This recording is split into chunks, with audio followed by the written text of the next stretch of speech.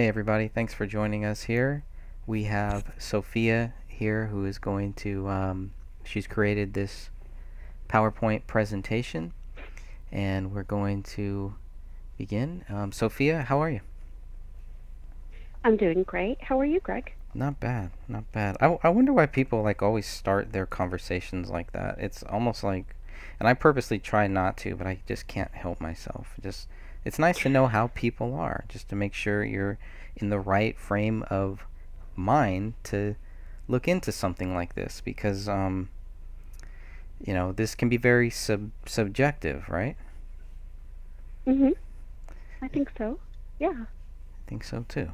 I think that's why this is going to be a discussion, and I'm looking forward to this. Thank you for putting this whole thing up here. I really appreciate that. I know you put in a lot of work on this, and let's get right into it. We are looking at slide number 1, David's handwriting analysis. Okay. All right, and I'm going to go to slide number 2. See if I Are we can make live this. right now? We are live right now. We I'm are trying to absolutely find live. the video So you want to so I can go follow to along. the Gray Stage YouTube, Oh, here we go. and Yay. hopefully it should be. I tried to set it up so that it's the first one when you put in live. My cat's going to come join us, I think. Come on. Gang's all here. All the troublemakers on one line. Okay, so let me know if you can see what's up on the screen now. Looks like slide number 2, we're looking at print writing. Mm-hmm. Okay. Um, David's handwriting, and we're looking at samples from the notebook that was taken by the BCA. It was mostly print writing, which is generally people who print have put up barriers to keep the world from getting to know them. They do not easily express their innermost feelings.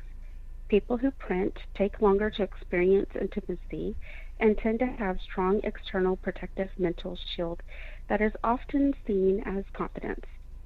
Now, it is estimated that over half the men in the United States prefer to print rather than write in cursive. And the next slide will show a sample of that. But Okay. you'll see that it's pretty consistent throughout the notebook and other samples that were photographed. And this is from David, the notebook, right? The Hmm. 59-page notebook found in the office bedroom. Yes, and I think I might have cropped this particular page. Yeah, it's definitely worth looking at. Um, so what do you see here? I mean, is that pretty much what we're talking about? A lot of scribble, a lot of I can't tell. I wonder, is this pencil or pen too? I never really. I think it's the like a Bic pen, Okay, the same one and that was found next to the notepad. hmm and you'll see that there is printing, and then there's a little bit of cursive, and then printing again. So I think it was mainly done for speed because a lot of his writing is pretty fast. Okay. Um, the normal upper zone, uh, which is the realm of the mind and the guardian of the spiritual aspirations. With the normal upper zone, you will see the intellect, imagination, illusion, fantasy, and the drive for power. Well proportioned loops, stems, and sensibly placed I dots and T bars reveal mental capacity and alertness. That's an important sentence right there Because that. because a lot of the Hmm. people were saying that he was either stoned or drunk all the time, an alcoholic, but you don't see well proportioned T zones or T bars and I dots if you are high or if you're an alcoholic. So Interesting. at the end of the slide Hmm. show, you'll see that I added samples from other people who are known alcoholics or drug users. And so you'll see a difference. In this slide right here, you'll see the normal upper zones. You'll also see the I dots and the T bars. So, Okay. I'm going to move I'm on gonna move to the next one. Mhm. Normal middle zone. This is the zone that shows what the writer thinks of himself and his role in life and how he can be expected to project this image onto others, and it's expressed in the middle zone. This area reveals the quality and consistency of effort towards conscious pursuit of goals.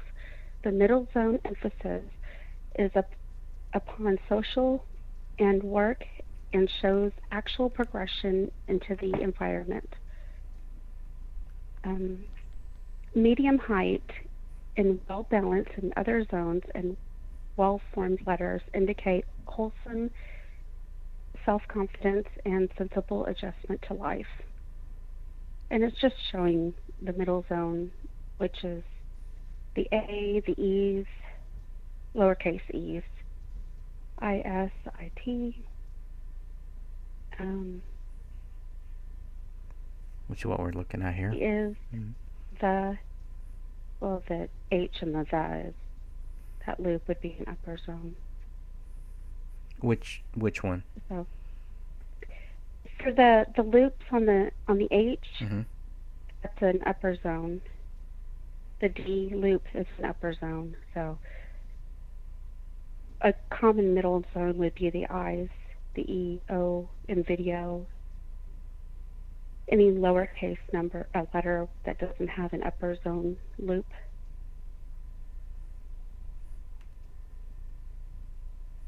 Okay. Mainly the lower zones are the Y's, the P's, the loops for those, which we kind of cover in the next slide. Normal lower zone, the LZ, is below the level of consciousness. Inborn biological drives and instinctual urges for security and satisfaction, and material demands jostle here, with unacknowledged memories and experiences from the first hours of life. In our culture, this is a powerful realm of the drives and sensations and is private. Usually, if the Y's and the G's are really outrageous and have lots of loops and stuff like that, the more outrageous they are in the bedroom. Yeah. So if you see really wild Y's and G's, I gotta go check my Y's and G's now. Okay. So, and we don't see that here. We don't see that. Okay. All right, good. Yeah, we're pretty safe. Okay. We'll move on here. Faster than average or speedy writing? Do you want to take this one? Sure. Faster than average or speedy writing has a smooth, flowing, and simplified look. The graphologist finds writing vital to understanding the writer's personality. It shows quick, mature, and intelligent simplification of letter forms. The natural, open individual will write with a time-saving simplicity with grace. Speed gives impetus to the individualization of letter forms as the writer unconsciously creates his own smooth shortcuts. Such forms can be highly original. Let's look at this. And it's just mainly for him, it was just partial cursive and print writing. Okay. I don't think he created his own code at all with abbreviations. And looking at this writing here, do you think this is something that kind of that he scribbled down, or do you think that this is something that he took more time with? Is that something we can guess on? Noting the things that he marked out and then wrote on top, it looks like he was thinking through the situation, the scene, this particular sample that there's other samples throughout that notebook where you'll definitely see speed writing. Okay. And this was just easy to grab. I mean, all of his showed fast writing. Even when he was kind of more taking his time. That's interesting. Mm-hmm. Okay. Now we're going to look at the next one. Heavy pressure. This person can make an impression. There is a great deal of energy available to them for their actions. They express in a heavy manner, are strong-willed, firm, and easily excited to hot-blooded actions. Those with forceful pressure can inspire others. And negatively, they can be stern, stubborn, and have bouts with melancholy. You would definitely know when they are around you. Hot-blooded, yeah, strong-willed, heavy manner, stubborn. Bouts of melancholy, kind of, that threw me off a little bit, but that's interesting. And Camille also had heavy pressure too. So that was an interesting thing. They both had normal upper, lower, and middle zones, and the heavy pressure. This is one of my favorite pages here. Things don't. What's that? Oh, well, and when I write down the definition, it's coming straight from the book. So this just covers the whole gambit for what they could be having. It doesn't actually mean that this is them to a T. Gotcha. Yeah, that's important. That's important to note there. And so now we're on to the sample. Okay. Yeah. And look at that sample a lot. I think a good example of the heavy writing, or a good way to tell that he had heavy writing, was because the BCA had, in the lab results part of it, they were looking at the pages in between to see what was there, and I guess like the empty pages, to see if he had torn out things, and they could see the imprint from his writing on these other pages. That's weird. I'm glad that you brought that up, because it was only found on 2 pages, which I thought was kind of strange. You would think that it would be on a lot of other pages too, right? I mean, that it would be consistent. Yeah, I mean, or I would think that if it was on more than 2 pages, that it would have been noted that it was on more than 2 pages. But the fact that only 2 pages are noted to have heavy writing, I think it's called indented writing. There's a certain term for it, but at page 21 and page 22, I think they were found on. So this is well before David wrote whatever he wrote, but the way that those 2 pages were written and what they found from those was very interesting too. Anyways, I'm getting a little off topic, but give me 1 second. I'm letting my cat out. Cats rule. Cats dominate. Yeah. Especially cats know when you are live, and for some reason, as soon as you go live, they need to let the world know and let everybody else know too who is really in charge. I want to say hi to everybody who is in our chat room too. I really appreciate everybody coming in, and we are live here. And right now we are going to move on to the next slide, vertical to incline slant. Yes. He was mostly vertical, but he did have a right incline. It's just a very slight incline to it. A normal incline. So, let's see here. Vertical, this type has a head over heart emotion attitude. He is open to experience of the moment, but his responses are cautious and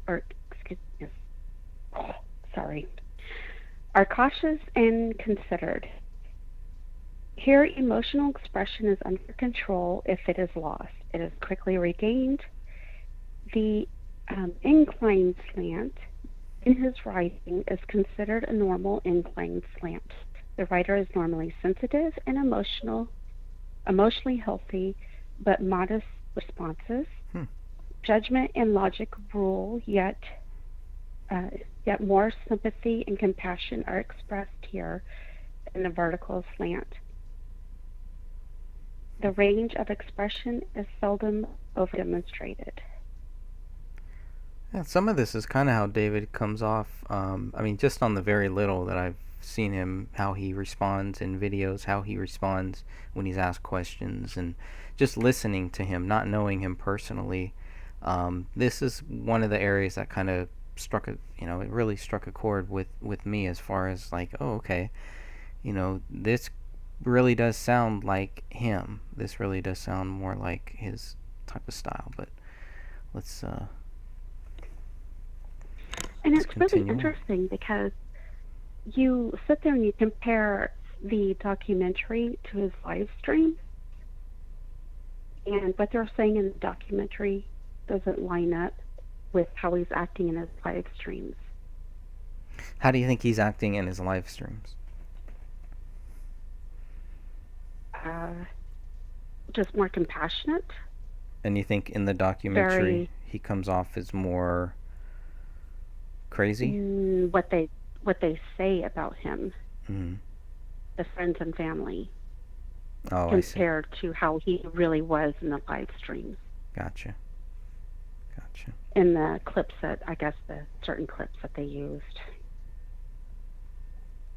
Okay, so which slide are we on? Okay, so now we're gonna move to let's see, we're looking at the pitch video here, to angular strokes. Okay. Angular strokes. That are stick figure strokes. I choose both cursive printing and print writing styles as samples from the notebook that contains David's handwriting. Here he eliminates the lead preference with simple downstrokes. This is unless it's a D and sometimes either an H or an L. Most of his other strokes are just loopless, but all his D's have loops, lowercase D's. Here he eliminates the loop and preference for the simple downstrokes. It is an abbreviated stroke and indicates efficiency. Emotions are kept under control and the writer chooses to act rather than react. He opts for directness approach, albeit with certain attitude of calculation. Qualities of maturity and independence are found in this writer as well as the ability to make quick decisions and eliminate unnecessary details. And we go to the pitch video where you'll see the D that does have a loop, but most of these do not. Most of his other letters do not. And those are angular strokes. Angular strokes, interesting. I'm just gonna go back. So it's like stick figure strokes. That was kind of a little interesting. It's an interesting way to say it, but. Mhm.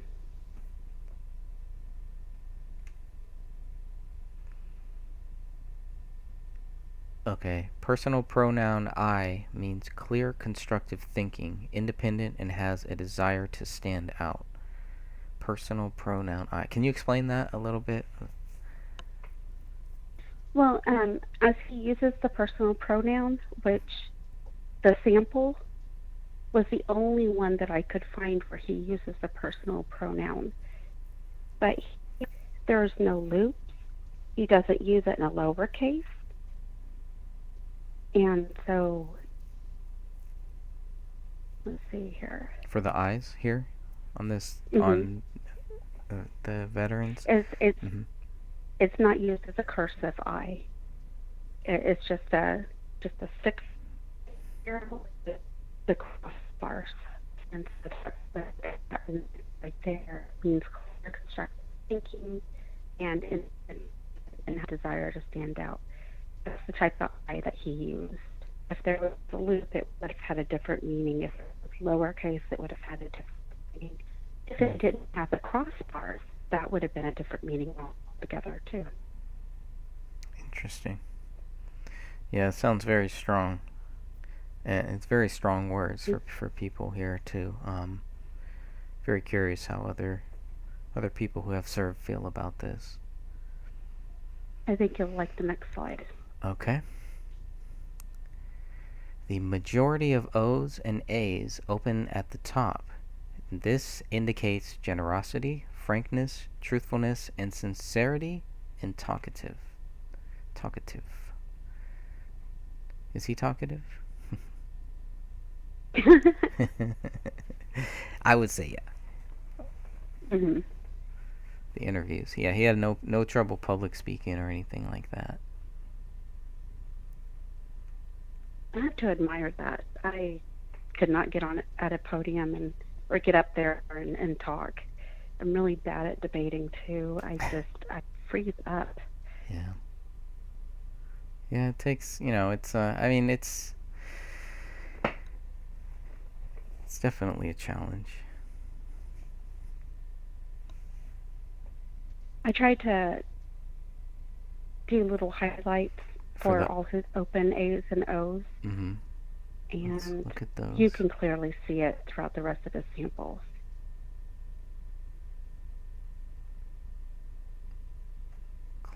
Yeah, it's a lot. This page had a lot of meaning. Okay, lowercase m, upside down V, or shape, or spade shape, shows a critical and investigative mind which explores and digs for knowledge, always asking questions and seeking answers. An intellectually thirsty person with an eagerness to learn. And let's look at this. Once there's money, you have to pay everyone. But that might not be so bad. No money is best. And you've highlighted the M's. The 3 M's. Yes, because see that there's like a V in those M's. Mm-hmm. Very sharp points, and that's what that means. And you'll notice his lowercase m's are very similar throughout all his writings. His N's, what do they look similar in that? Like every one, yeah. Everyone, right after might, there's a not. It's pretty sharp. I don't know. Yeah, I would say that his new ends are very similar. Because I was looking back. Let's see, Thomas Rice. Yep. There's the M. Sean Wright. Oh, that's an N right there that you highlighted. That matches Adam Searle, Nate Sermall, Danny Mason, Altman, H.D. Altman. Why does that sound familiar? The name sounds real familiar. Okay, capital M, first hump high, shows social ambition can cause lack tact, i.e. poor taste. Really? Interesting. Or another way of putting it is like sarcasm, lack tact, sarcasm. I was going straight from the book on this one, so. And like again, he's very, very similar throughout all his writing samples with the M's, the captains. Yep. Because he misspelled Wilton when he was writing, I guess, notes for no, and he wrote Wilton instead, and it's very similar with the hump. Mm-hmm. So, okay. Let's see. Are we at the I dot? We are at the I dot. The I dot, lowercase I, is a mixture of rounded and placed over the stem. Excuse me. A mixture of rounded and placed over the stem and round. Sorry, I didn't see that I had added that twice. This can mean order, method, precision, conscientiousness, good memory, concentration. The high I dot above the stem can mean great imagination and enthusiasm. Okay. Then we'll look at that here. You can see that in the Thomas Rice, Adam Miller, Brian Peterson, Sean Wright. With Brian Peterson, you'll see that the I dot is a little bit higher.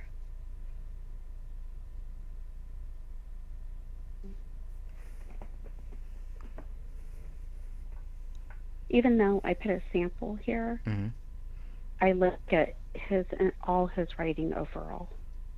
If something doesn't line up more than, if I don't see it more than once or twice, I don't add it, because it could be just something that he was doing just today.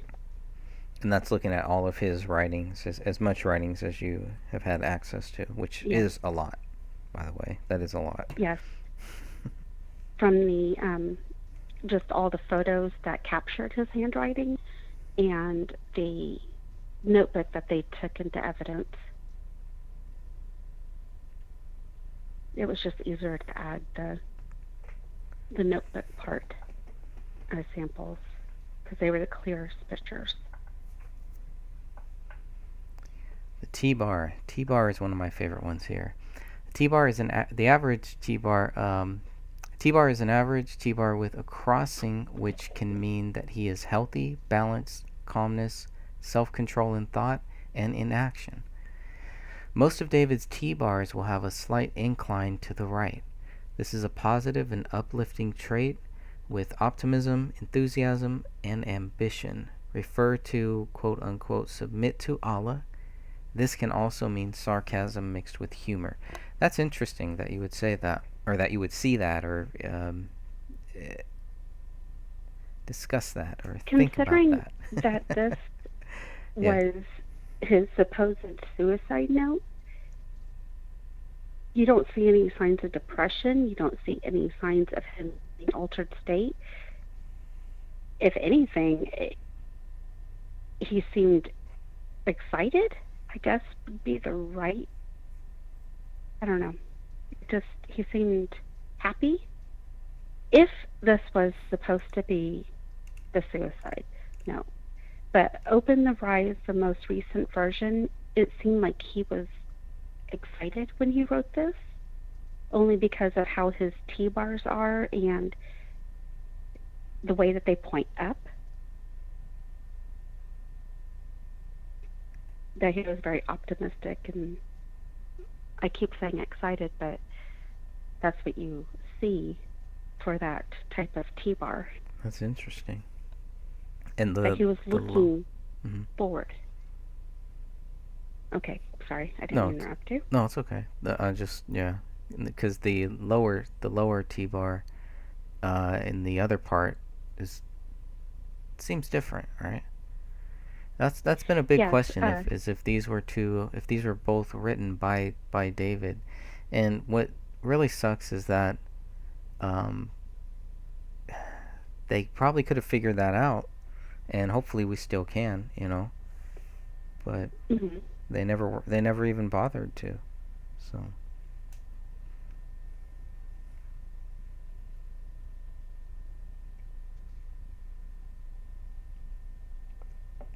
So what do you think? Do you think? Yeah, they had the opportunity. Do you think David wrote this? Any of this, right here? I think he wrote the Open the Rise, the most recent version, Submit to Alan or Allah, and I don't think that he wrote them out. I mean, when you look at everything that David wrote on this notepad, this just seems out of place. Both of them. Whether he wrote it or not, it's almost like because investigators didn't take the time to find that out, that it wasn't that relevant to their case. Yeah. Even though it was open, the page was open. I don't know. And then where the blood stains are, I'm going to kind of move my cursor because in the black and white it is hard to tell. but here's where some of the blood stains are. Here's where a few more are. So there's definitely fingerprints, and one of these whichever one they tested does turn out to be David's fingerprints. David's fingerprints are on this. That doesn't necessarily mean that he wrote this here. But it also doesn't mean that he didn't. So I'm trying to keep an open mind to whatever it is, but it just seems so out of place with everything else that he's writing. Who writes that to themselves here? It just doesn't line up to me. It doesn't add up. Now, was the fingerprint in blood, or was it just a fingerprint on the paper?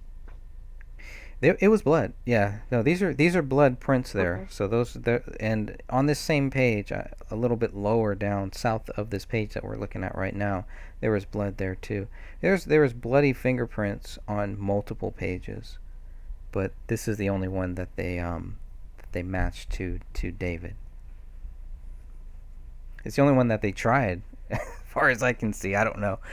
Maybe they did, and we don't have that, because even though we do have all of the Apple Valley police documents, we don't necessarily have all of the BCA documents. I don't know. Maybe I'm wrong on that, but I haven't confirmed that we've gotten everything from the Minnesota, the BCA. What's your view on that? Could you repeat the word again? I was reading. Do you think comment. Do you think we've gotten everything? Yeah, and we'll go through the comments too if there's any there. Do you think we've gotten everything from the Minnesota BCA? Yeah, I'm fairly certain that we've gotten everything we're going to get. So if they would have tested more than one fingerprint, they would have included that in their documents. They labeled one of these fingerprints and did that one test, and that was it. Even though there's blood on all of these other pages, this is the only one that they really needed to find match David. Yes. I really think that we are getting everything that we're going to get from. Let me ask you a hypothetical. Let me ask you a hypothetical question before we move on here and look at some of the comments here. Thanks everybody for joining us too.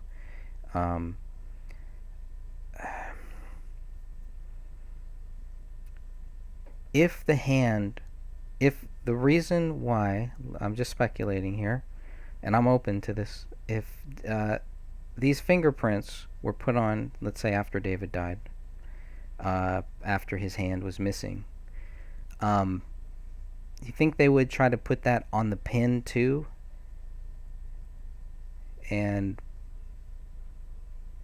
it's kind of weird that they were able to match David's fingerprints to this, but really to nothing else. Maybe that's just because it's paper and it's a lot easier to match it to. But I would have liked of them to have done a couple fingerprint tests here.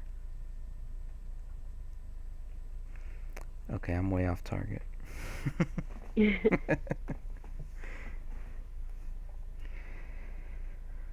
Let's see. Let's go into the comments here for a second. She says, "I don't think he wrote any," so she doesn't think that David wrote any of the stuff that we're looking at here. So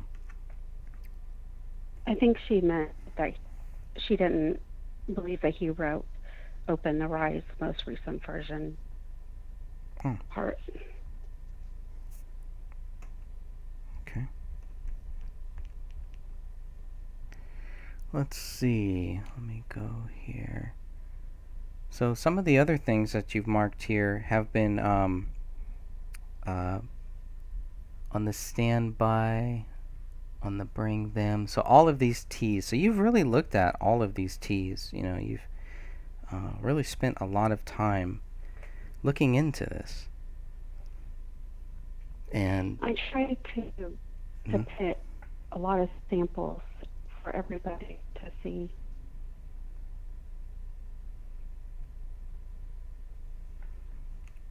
I really wanted them to. Sorry, I think you cut out there a little bit. Sorry. It's okay. Yeah, I really try to show as much of the samples of his handwriting that I could fit in there without taking up all the slides. That's okay. I Because, need I to. mean, there's like 50 of them. 61 is my count. All right, go on. Oh, wow. Okay, sorry. I That's okay. added extra samples at the end. Yeah, which is fine. All right, so let's go. W's. W's are rounded at the baseline, meaning poetic and sensitive. Let's see them. Let's see about that with Wayne Johnson. I thought that was Dwayne Johnson, but I don't think so. Okay. Oops, sorry. All right, you're okay. You're fine. She's Is it dinner time? No, she already ate. She's already been outside. She's just rambunctious for some reason. And okay, I can see in these W's. Little poetic guy. And you've highlighted contract here. Okay. I don't know why that one's in there. I'm sorry. Okay. But you'll see that also his V's have a little rounded tip, too. Yeah, like in So his DVDs. V's and VOD, yeah. Rebellious K, or the FUK. What is this? Yes. Oh, is this from what he wrote or something? Yes, you'll see that in the middle of a word, if there's a capital K, then that is like a rebellious K or the FUK. Both he and Camille had those. Interesting. Okay. And so here we go with a capital K. Suddenly, let me go back. It's suddenly written large or capitalized. He would not take any kind of BS from others. Nice. And it's interesting that both he and Camille had it. So they would not take BS from each other. Those fights had to be epic. Long conversations. Okay. And, the same in make, right? Okay. Sandy Hook that's an interesting one, because that one looks different than the kids, a little bit lower. Yeah, his K is almost like a greater than sign. It's an extra K. Okay. I always get those mixed up. It looks like. Okay, lowercase d loops. Writer can be sensitive to criticism, touchy, and vulnerable to both criticism and flattery. The bigger the loop, the more this applies. Huh. Sometimes some writers that have really wide and tall D loops, and most likely they are super duper sensitive. Almost all his D's loop on them, and you'll see that I went crazy with lighting. Yeah, just on the one page here, which is again is a very important page here. This is these are serious things David's looking at and crossing off and check marking for some reason. Building 7. Even in the B-roll shot list that we're looking at here now, dancing cops. Doesn't, yeah. It's a very, you're right, his handwriting does kind of almost go like into almost like a cursive, like an anti-cursive type thing or something. Getting a zoom up of the dancing cops.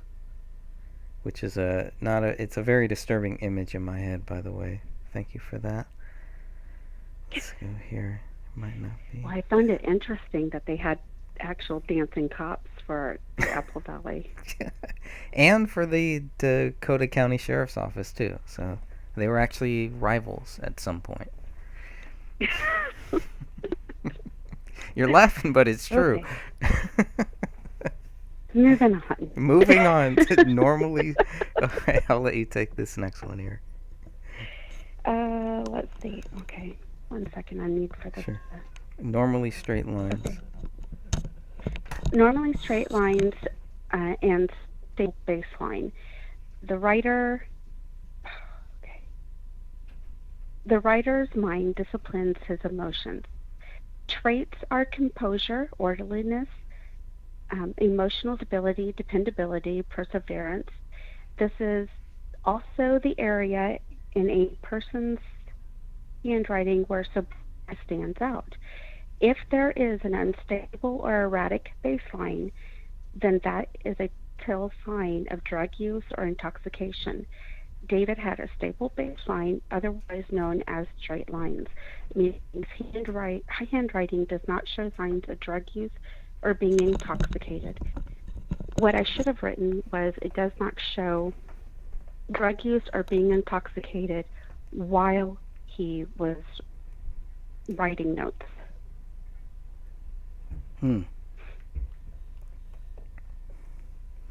That's important too, because we know how he's been accused of all of these different things, drug use, intoxication, but not, the evidence is just not there, fellas. Okay, so here's a slide related to that. Once there's money, you have to pay everyone, but that might not be so bad. No money is best. Very wise. I'd have to agree. Let me tell you, at the end of the month, when I have to pay all the bills, I feel the same way that he does. Maybe he wrote that at the end of the month or something. Well, it's like you have money and you're so excited. It's like, yay, I got paid. And then a couple hours later, after you do all the bills, you're just like so depressed. That was fast. It's all over. Sample of an unstable, erratic baseline. Okay, tell us more about this image, because this is not David. No, it's not. What I did was I took samples from the books that the books that I looked at, and I also took samples off of the internet. And this person was suffering from alcoholism, and we'll see the unstable baseline there, where it just kind of curves, and then it's in a different language. It's moving like down. It's moving like from left to right and north to south, kind of. Well, this person was not only suffering from alcoholism, but they were suffering from depression. Oh boy. And so when you give a plain piece of paper to somebody who suffers from these symptoms, you will notice that their handwriting goes at a downward slant. That's kind of weird that the my kind of starts, it's all capital, like my. It's like it's me, it's very self-centered, but I don't know anything about this stuff. But it's very, I don't know, I find handwriting and talks about this, which is just what we're doing. We're just talking about it. It's very fascinating to me. This is Grover Cleveland's handwriting, and he actually did suffer from alcoholism. And you will see that there's... It's better than my handwriting, for sure. Let me figure out why I picked it. Well, not only that he suffered from alcoholism, but it was an interesting sample. You'll see that I do not like this PowerPoint on my phone. Oh yeah, PowerPoint on the phone looks a lot different. Yeah, unfortunately. And then my phone just freaks out. Oh. Yep, Grover Cleveland, the 22nd U.S. president, in case anybody didn't know there. I don't really know that much about him. I had to look him. Well, I looked up him so that I could find out if it was true about his handwriting and that he really was an alcoholic. I tried to double check all the sources. That's interesting. I mean, And what does he write about it? Does he talk about his handwriting, or is this just kind of no, it was just a sample that the just a book sample? used. Interesting. Now, the next one I think you'll find is interesting. This Okay. person, He, sorry, okay, the handwriting of a she, woman experiencing increased psychological stress and inner unrest. and you'll see how her pen will lift off the page, like the bottom part of the I, Mm-hmm. and the A, the beginning of the M for the am, the leap and housewife. I mean, her pen is constantly lifted off the page. You'll see this also for intoxication and for drug usage. I am a housewife. I live in a house. Interesting.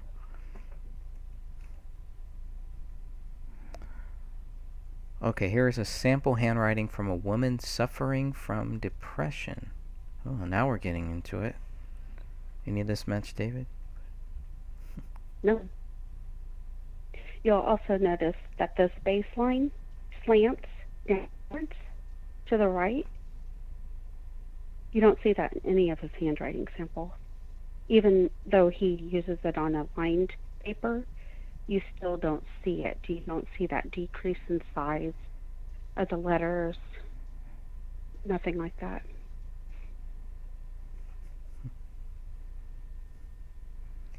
Marilyn Monroe's handwriting. This is interesting here.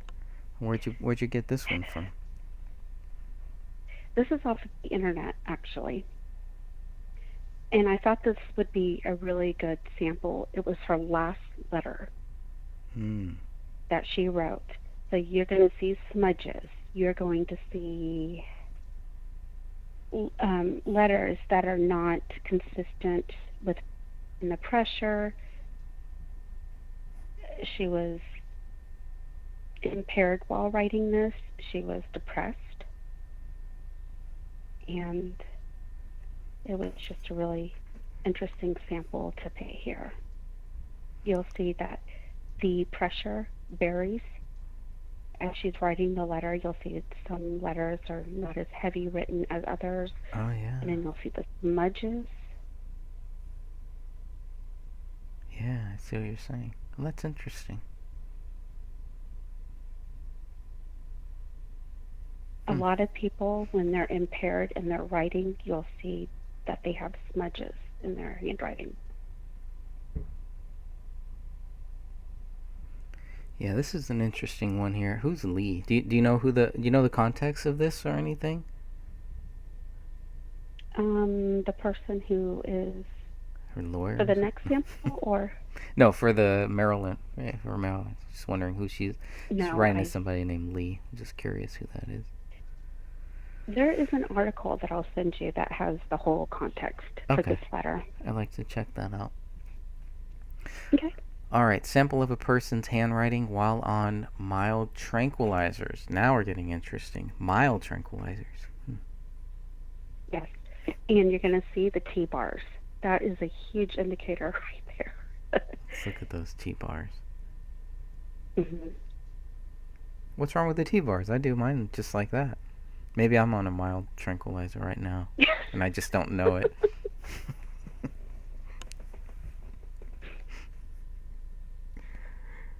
The reason why I put this in here was because of them saying that he was either on pot, mushrooms, and I've never taken either, so I don't know if it's like a mild tranquilizer or if it's a heavy tranquilizer like Thorazine, who knows.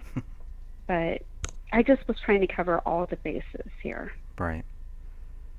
Yeah, break it all down. Give people something to think about, something to look at. Okay, And the next one, sample of a person's handwriting while on major tranquilizers. Okay, this is more like my handwriting for sure here. Yeah. No, this is like the handwriting of a child, unfortunately, is what it really looks like. or grandparent, Or grandparent. like an Interesting. elderly grandparent. Yeah, yeah, yeah. Very interesting. Like a great grandparent. Okay.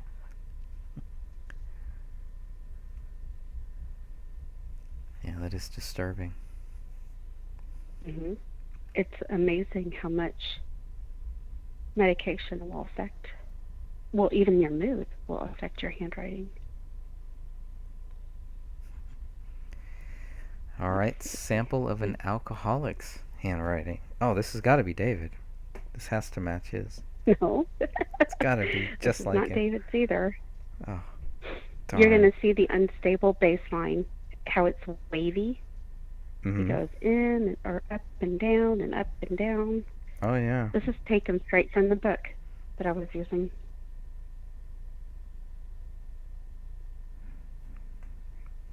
I'm just reading it a little bit here. Huh. Remind me never to give you any of my handwriting, okay? Just Well, throwing that that was out the there. interesting thing is that I started looking at other people that were around me and their handwriting. My daughter was signing a contract the other day, and I was like, "Oh, you got the FUK in there." That is not a surprise. And then here is another sample of an alcoholic. More of a cursive writing alcoholic, maybe. You'll notice the T bars; they go down, down. Almost every single one Ah, yeah. Look at goes. that. Especially this one right here. They're really into this sentence. Boom. The Yeah. T Wow. bar Look at how is as it gets worse, or as the sentence progresses, it like goes deeper. Interesting. hmm I would never notice anything like that. That's interesting.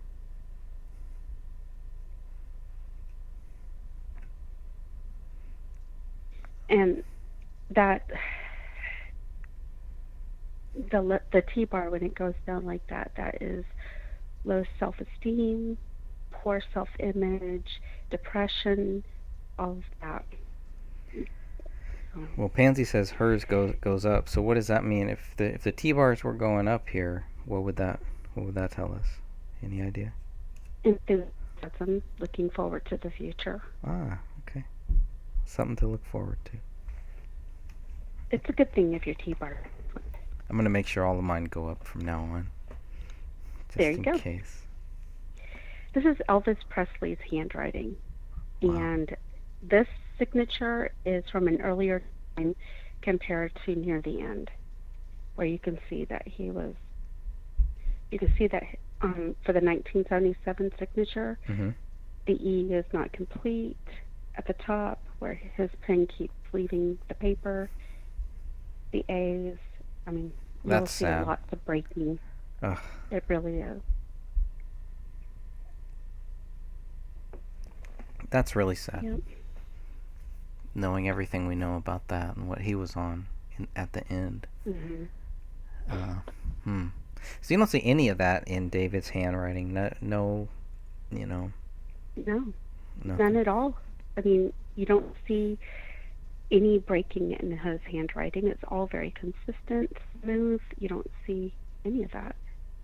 How far back with the handwriting have you looked at? I mean, obviously you've looked at the Wells Fargo records, the public records that we were hmm all given. So his handwriting, from what you've looked at, can go all the way back to when he signed his first uh, bank receipt thing, which I think he was probably He's a maybe. teenager Was at he that really? time. I think he might have been younger if I remember correctly. I could be wrong, but I have He's to go pretty back and young. look at the date. But the first one that he ever signed, I thought he was like younger, maybe 12 or so, but I don't know. I'll have to go back and check that out. He was pretty young at that time. Virginia And his, Woolf. Go ahead. hmm Finish that thought. oh, his handwriting had matured drastically. Yeah, I would hope He could so. find. Yeah.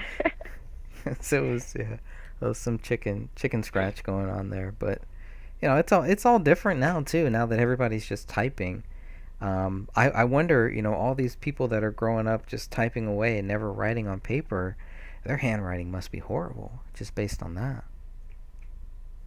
Is there any way that you can enlarge for people to see? Let me see if I can make this one There's bigger. a reason. I mean, it's a suicide note that was written, but there are certain things in here that I wanted the audience to see. Let me see. I might need to open this one up separately here. Let me see if I can enlarge this. Whoops, too big. Okay. Okay. Have it enlarged right now. I know That's they're awesome. Thank you. Okay. If you scroll down to about half of the page or the middle, you're going to see the smudges. It's very, very clear in here. And For some reason it won't let me go. Let's see. Ah, that sucks. Let's see if I can open this up. well, you're right there. Is it? Okay. Let me see. Mm-hmm. It's just weird that I can't go. How about there? Let me know if that's too far. That should be fine. Yeah, that's great. Okay. Awesome. And see this. Say it again. Your phone cut out a little bit. You'll see the smudge Oh, the smudge. in there. Okay. Mm-hmm. There's a couple of them. Yeah, Now, see I it couldn't get the here. actual story. All I know is that this was her suicide letter. I don't know if she was impaired or not when she wrote this, but I was including it as a sample for a suicide note. Sometimes there's smudges from tears and stuff. I'm not sure that this was the case, but Well, that's the other thing about these suicides is, a lot of these cases that we're looking at is they don't really take their families with them, as far as what I've seen too. It's like there are some cases, but it's kind of usually when somebody is leaving someone else or something. But it just seemed very different to me. Let me go back here. now this next one is kind of sad because it's a sample of a suicide note, but it's a teenager who wrote it. Okay. I picked this sample because it is a classic. It has classic signs of depression,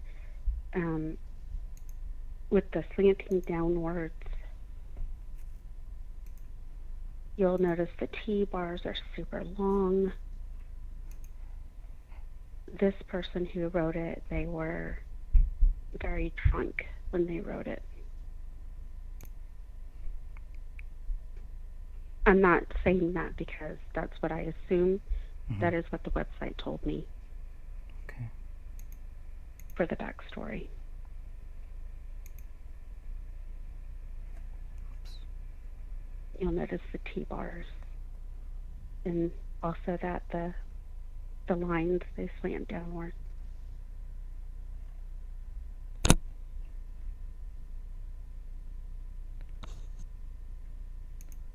Trying to see if I can make this. There we go. Zoom doesn't work here. That's Firefox. Let's see. It's probably as big as I can make it there. Yeah, it just makes everything else bigger. Okay, and what is this one? This kind of the one we're looking at right now. This one is just another sample of a suicide note. I don't have the actual backstory for this one. It was from the book. Okay. ABB.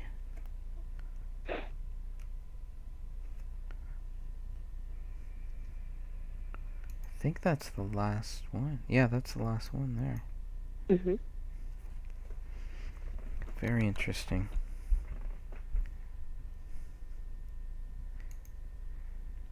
Covered a lot of ground there. It's still, I mean, after doing all of that, what is your final thought on this whole thing? I'm not saying that he didn't drink. I'm not saying that he didn't use drugs. I just don't think that he ever was writing with a pen and paper when he deceased, because you don't see those signs in his handwriting. Yeah. I don't think that he was a habitual user, because it would definitely have shown up in his handwriting.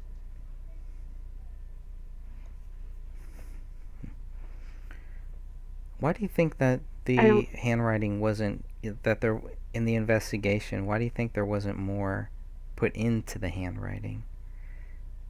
I mean, it kind of sounds like you've done more, you've looked at it more than the investigators have, which is kind of sad if that's true. I hope it's not true, but based on the documents that we've seen, not too many people looked at the handwriting. They didn't examine it, but yet it's still tied to David somehow. Magic fairy I dust. my personal opinion, I think that they were looking for him planning the murder suicides, Mm-hmm. or the suicide murder thing. I think that they were looking for that. I think that they were looking for an actual suicide note, and that is why they were looking at other pages and imprints on the blank pages. Mm-hmm. But nothing showed him planning it, because he didn't do it. What other conclusion could you come to? It's been the big question here. You know, I honestly do not think that he wrote that submit to Allah, if that's what it actually is saying. I don't think he wrote it when he was supposedly cracking up. It doesn't line up with a person who's cracking up. And that is why I included these other samples, to show that the different levels of people who were unstable, or who were drunk, or using drugs at the time, you'll see that their handwriting is significantly different. David's was pretty consistent throughout the notebook. The only thing that wasn't consistent was the now. And I don't know. I mean, I don't know why the police didn't look further into it. Yeah, because I would like some conclusion, some I guess closure, I guess, on uh, who actually wrote that. Because going through these documents and going through everything that we've been given, I don't understand how they conclude that David wrote anything in that house. And I'm talking about any of the three things that were written, the main three things, in three separate rooms. But this is the handwriting here. This would have been a slam dunk to say, okay, we know David wrote this.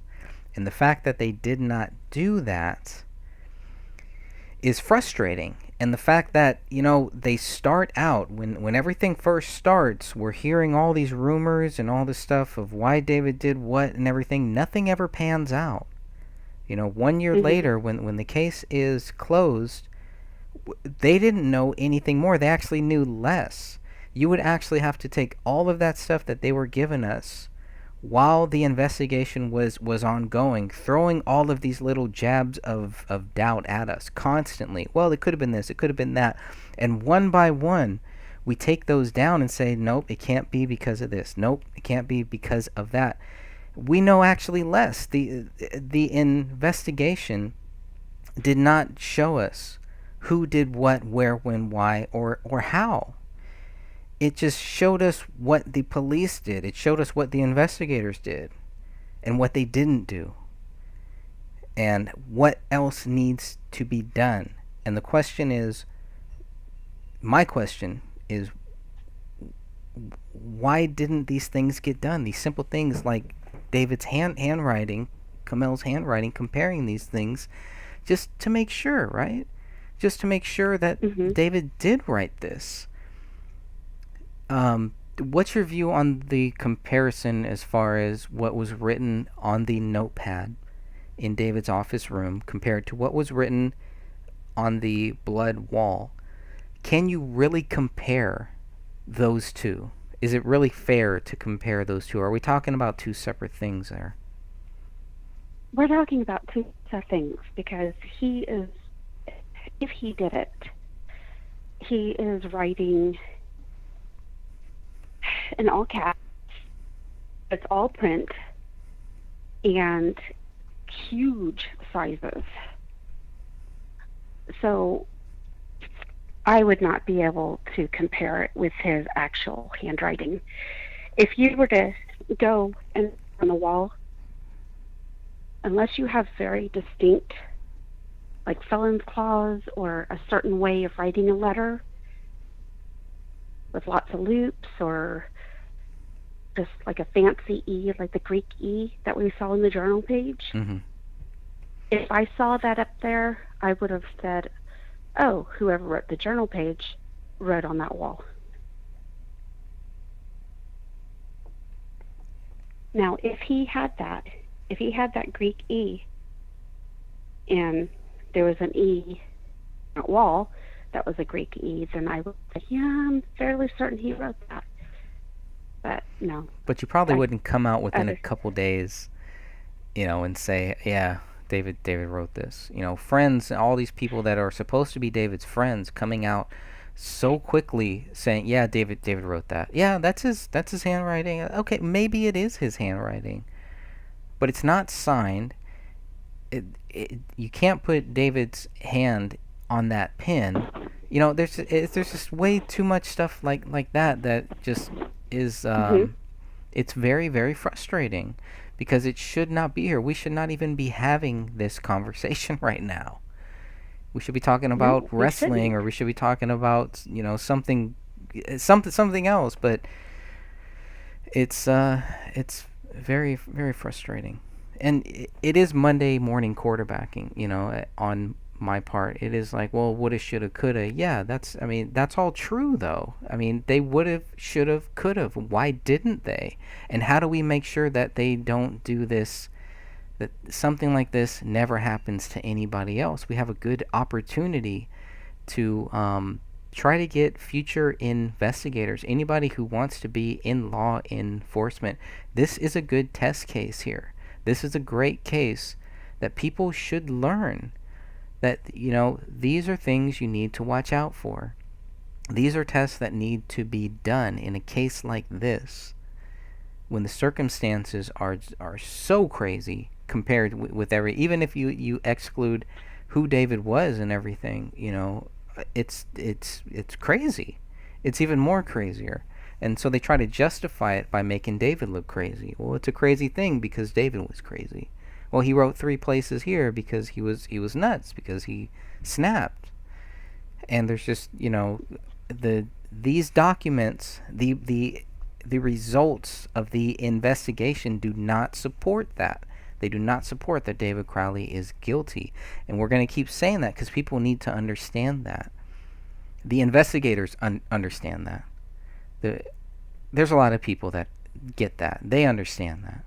But they still want to continue on like David Crowley is guilty. And that's just not true. Well, that David supposedly wrote this, But that um, WordPress one, I will always love you. Are we certain that he wrote that? No, no, no. How could you ever prove Because, that? And why would you assume that so early on? Go ahead. well, wrote a photo that she supposedly left in the car Say it again. for Sidra. What did she write on the back of the photo that she supposedly left in the car for Sidra? Something like I will always love you and mom, but it didn't have the dad Hmm. involved in it. I just find it interesting that they left that WordPress note to David. That it's similar. Hmm. And the wall, did that have only Camel's DNA, or was David's DNA also found in that? There's none of David's DNA on that wall. But again, I mean, they didn't even do a lot of those tests that they, you know, Hmm. they had 2 samples and they only tested one of them. So I don't know. I don't understand that either. But I that's really just the way wish they that do they things. would have ran all the samples.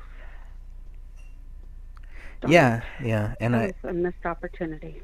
well, I mean, is there still time? Is there still time? At least for the ones that they didn't do. At least for the tests that they didn't do, the handwriting examinations that they didn't do. Is there still time to get the case reopened or open? Because it's exceptionally cleared. I don't believe it's closed, but I think there is a difference. So is there still time to do some of those tests, to re-examine some of these things, to really bring closure here? And I think. They still have Mhm. they still have the untested sample. Mhm. They still have the handwriting. If we had an attorney, we probably could press to get this. We could test to get it reopened, or press it to get reopened. But we have to seriously think about getting an attorney so that we could make sure that we are being heard, Right. make sure that these FOIAs are being filled.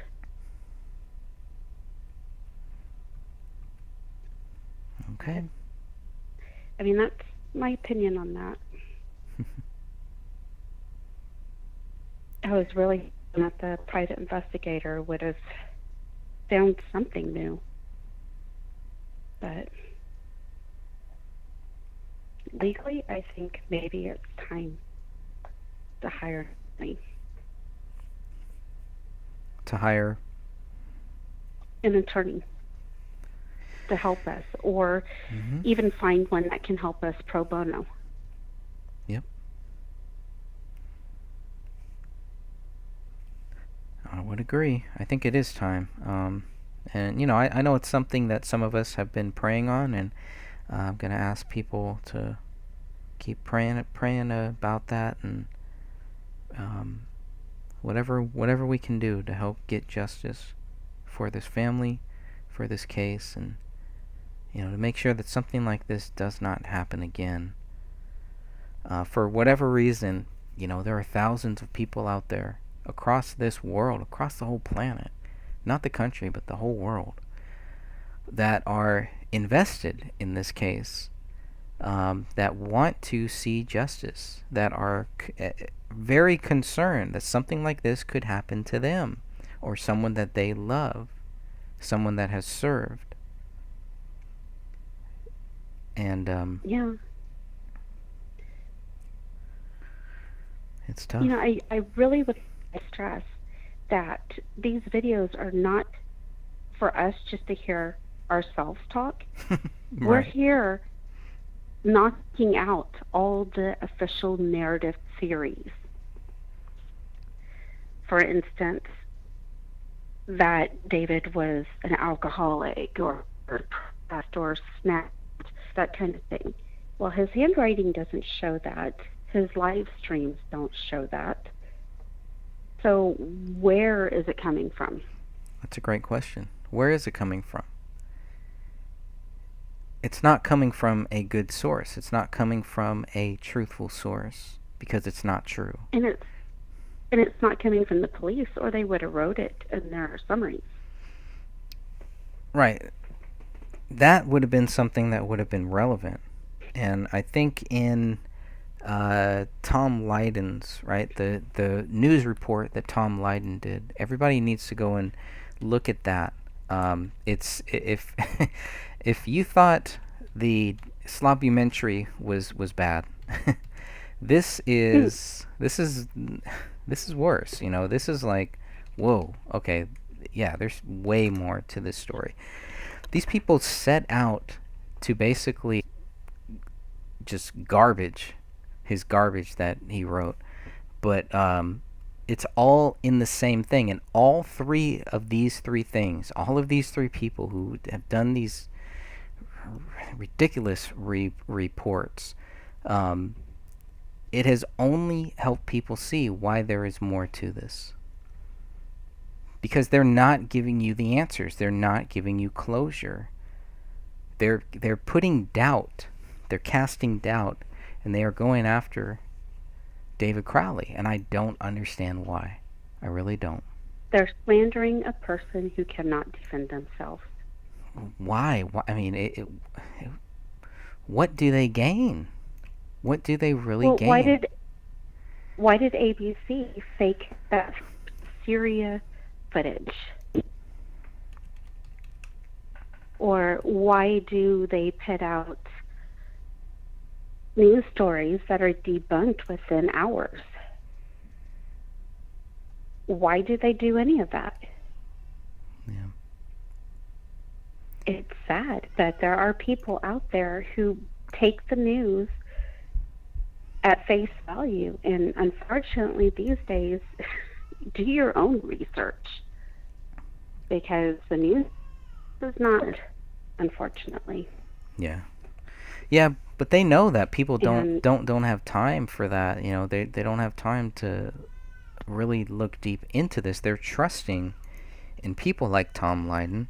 They're trusting in people like that to tell them the truth, to let them come to their own conclusion based on facts. And that's why we've been so focused on just giving people facts, just showing what the facts are. It never about showing, you know, what you know, this is why you should think this. And I would encourage people to stay away from people that try to do that to you, that try to tell you what you should think or why you should think it.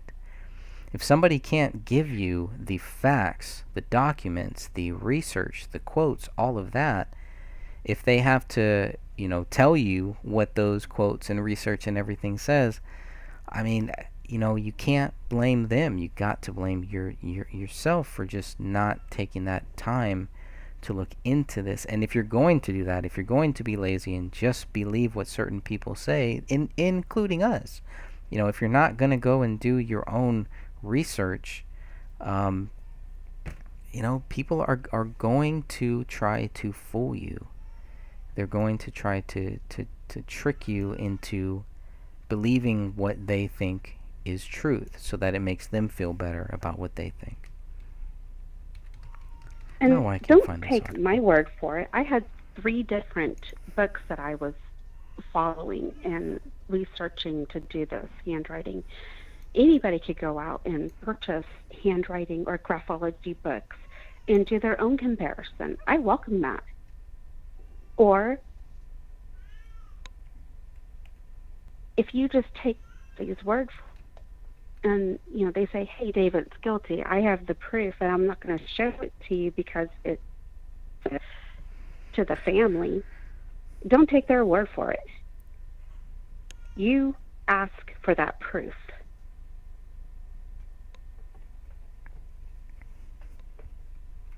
So I just needed to put that there. Yep.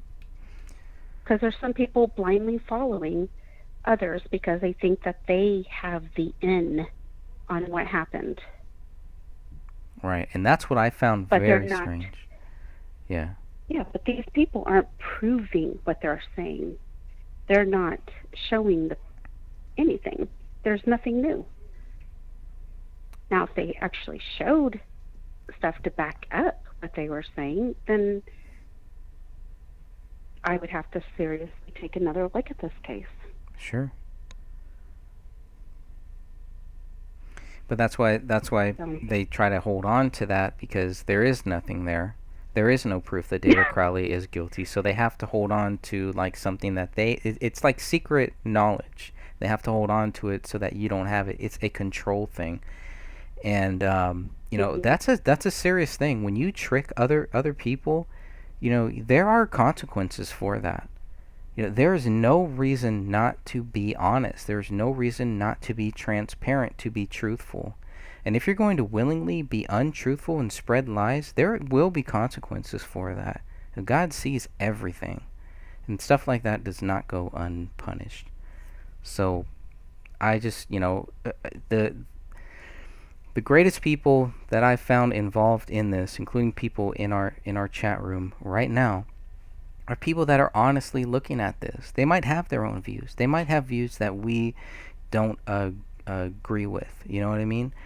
But it's how they look at this case. It's what you do that shows your sincerity, shows that you are a real human being that really wants to know what happened here. And there are hundreds, I think thousands, maybe even hundreds of thousands of people who feel like that, who are just like, no, of course not. Of course there's more to this. There is no proof that David's guilty. And I just think it's just getting this case into as many hands as possible. It's definitely, I mean, that's what I've been trying to do, and every person that I talk to about it, and they understand my views on other issues, and they just disagree with me on other cases and things like that. But with this one, it's like, yeah, I mean, how can you, how would you ever say that David Crowley is guilty? So for like Eric Nelson, Alec Wilkinson, Tom Lydon, these three people that people trust, that they are looking to them to show them the truth, and when they didn't, that's gotta hurt them. It hurts who they are. It might open up doors in certain circles for these guys. I definitely think that. Maybe those doors were there, and maybe they're part of those, circles. But in the public eye, for the people that really count, for the real human beings, they have failed them. And their acts are very shameful, all three of them, and they know better. That's my biggest problem. These people, these three guys know better. They know better, and I don't know why they have sold out and have looked into this case, have acted like they've looked into this, and didn't know anything about this case, and probably still don't know anything about it. Don't want to look into anything other than the sexy story that they've dreamed up in their wet dreams. Not looking at the real case here. They have big wounds, they have big scars, and they're shameful. Their acts are very shameful, and I hope that one day they understand that, and one day they will see that. All right, I'm off of my rant here. It's understandable. I really do thank the people in the group for looking into this case, and the people who PM me. I might be a little slow in responding, but I do appreciate honest answers and questions. People who are coming and want to bounce ideas off. I appreciate that. Thank you. Okay. Well, I think we've kind of wrapped this up. Unless you have anything else to add here, let's go ahead and shut this down. Okay. Thank you for joining us tonight. All right, good peeps. Until we meet again, check back soon. There are some updates that I hope will be coming out soon. So we'll keep you posted with that. And I hope to come back here and do another live show, a live conference call very soon in the near future.